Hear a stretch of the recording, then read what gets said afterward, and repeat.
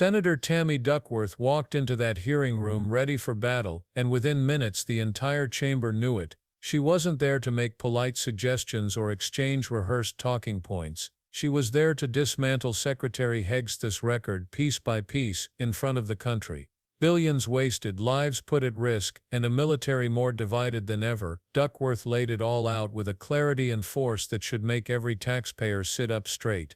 Her first strike hit where Americans feel it most, their wallets. Duckworth reminded the secretary of a staggering fact. He had overseen a billion-dollar mission against the Houthis, a group that doesn't even have a navy.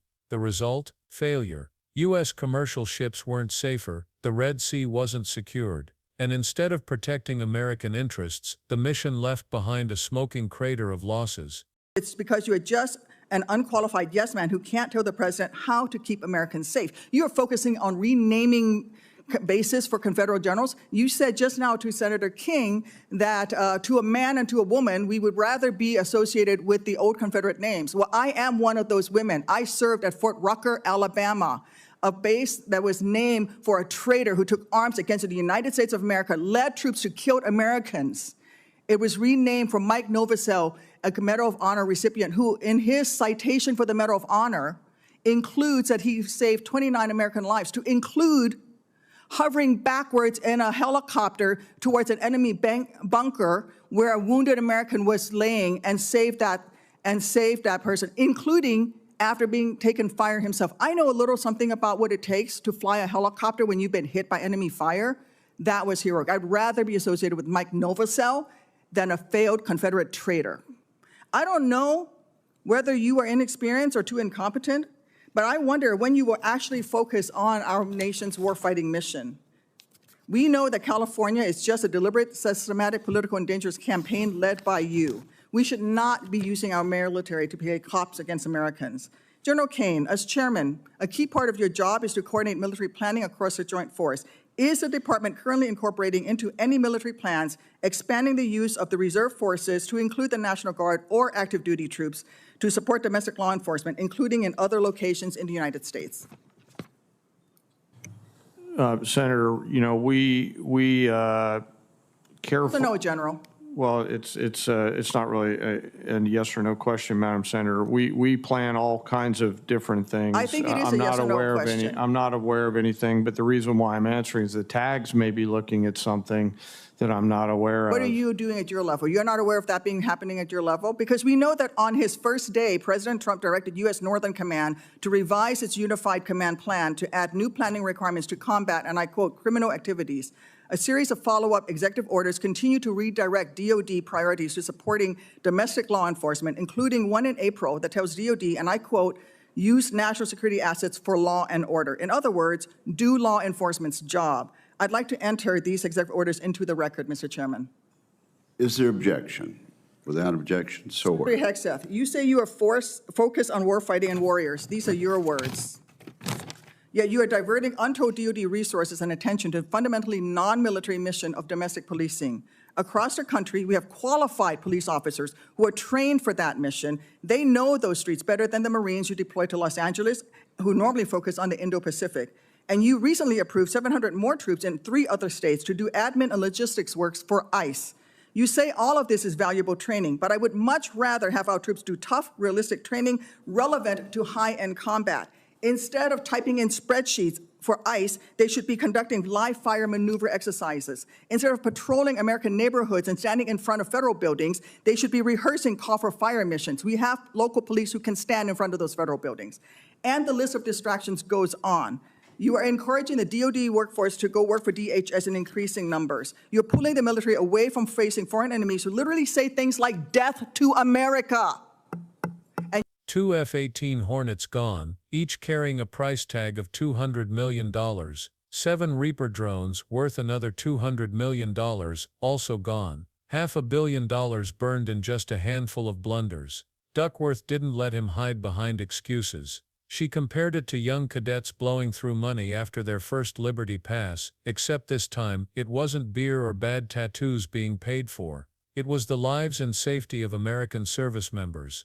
You're blowing through money like my fellow cadets, and I did in our first Liberty after basic camp, she mocked. The difference was clear, her mistakes were harmless. His were catastrophic, but money wasn't the only thing lost under Hegseth's watch. Duckworth moved to something even more dangerous, something that cut right to the heart of trust and security. She reminded the chamber that Secretary Hegseth had once sent classified operational details over the Signal app just to brag in front of his wife who held no clearance, his wife who never should have seen a single line of that information. Duckworth made it personal, describing the risk as if it were a commander casually leaving battle plans on a diner table for strangers to read. It was reckless.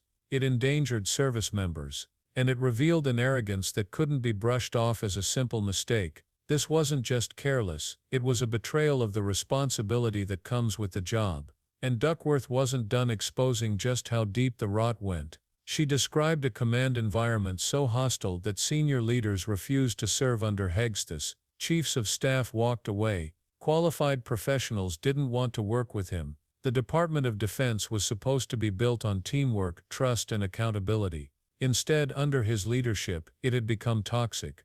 And then came the most damning accusation, the misuse of the U.S. military inside American cities. Duckworth called it what it was, unjustified, un-American, and dangerous. Troops weren't being trained for high-end combat. They weren't being prepared for real threats abroad.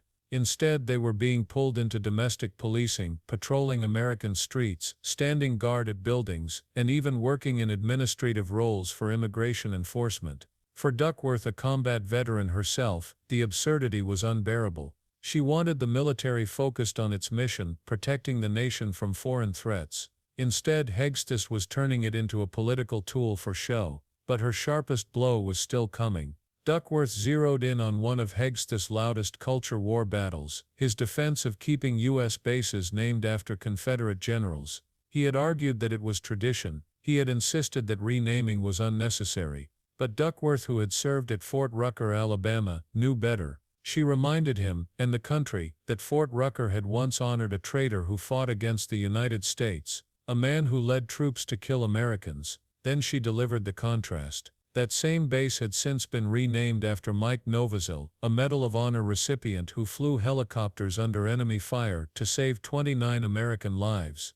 Duckworth herself, a helicopter pilot who had been shot down in combat, described what it meant to hover backward toward enemy fire to rescue a wounded soldier. She didn't just tell a story, she embodied it. Her voice cut through the room with the authority of someone who knew exactly what sacrifice meant. I'd rather be associated with Mike Novosel than with a failed Confederate traitor, she declared. The message was undeniable. Hegseth could play political games with nostalgia, but real leadership meant honoring true American heroes.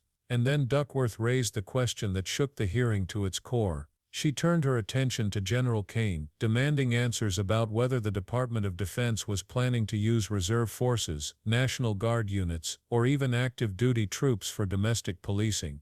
It was a yes or no question, and Kane struggled to answer. But Duckworth knew exactly why she was asking. Because in recent years executive orders had quietly directed the Pentagon to shift resources toward domestic law enforcement. Soldiers trained for combat abroad were suddenly patrolling American streets, blurring the line between military defense and civilian policing. For Duckworth, this wasn't theoretical. It was dangerous. The sight of armored vehicles and armed troops on city streets might look like strength, but it eroded trust. It escalated tensions, and it undermined the very freedoms that service members were supposed to be defending overseas. This wasn't just about policy, it was about the soul of American democracy. Duckworth drilled deeper into the issue. She cited executive orders that instructed the Department of Defense to use national security assets for law and order. On paper, it might sound harmless, but in practice, it meant stripping combat readiness to chase political optics. She laid out the consequences. Marines who should have been training in the Indo-Pacific were instead patrolling Los Angeles. Troops who should have been conducting live-fire exercises were stuck typing spreadsheets for immigration agencies. Soldiers weren't preparing for real enemies, they were being used as stage props in a domestic show of force.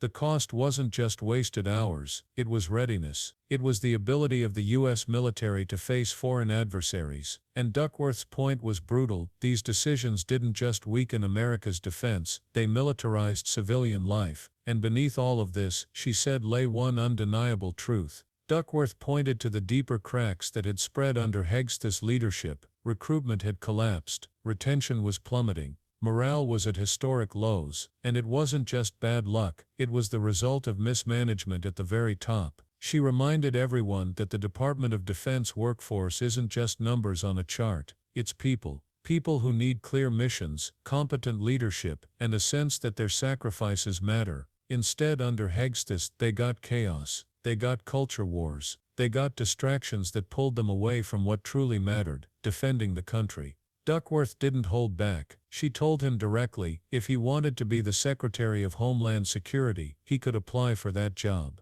But as Secretary of Defense, his job was to fight and win wars, not to play politics. And in that role he had failed. By the end of the hearing, Duckworth had done more than question a cabinet secretary. She had issued a warning to the nation: billions wasted on failed missions, classified secrets handled recklessly, a toxic command climate that drove away talent, troops misused as domestic police, culture wars fought at the expense of real heroes, and a military workforce left broken. Her message was simple but devastating: leadership isn't about slogans. It isn't about defending Confederate names or playing political games. It's about integrity, sacrifice, and protecting the people who put their lives on the line. And on every one of those counts, Duckworth made it clear, Secretary Hegseth had failed. So what do you think? Should leaders who waste resources, betray trust, and weaken national defense be held accountable?